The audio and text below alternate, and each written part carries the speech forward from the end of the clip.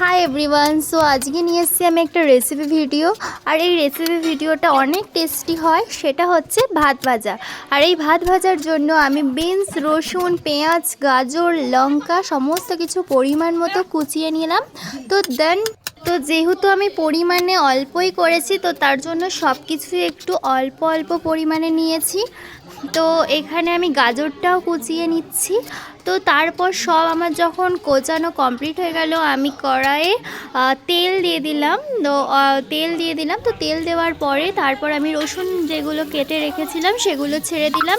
তো তারপর গাজর, কেটে রাখা গাজর, বিনস, পেঁয়াজ, লঙ্কা সমস্ত কিছু দিয়ে তার মধ্যে হলুদ গুঁড়ো, গোলমরিচের গুঁড়ো, লঙ্কার গুঁড়ো, নুন, তারপর একটু জিরে গুঁড়ো দিয়ে ভালো করে নেড়ে চেড়ে ভাতগুলো দিয়ে দিলাম। তো তারপর ভাতটাও ভালোভাবে নেড়ে চেড়ে নিয়ে একটু ব্যালেন্সের জন্য চিনি অ্যাড করে দিলাম, যাতে সবটা একদম পারফেক্ট লাগে।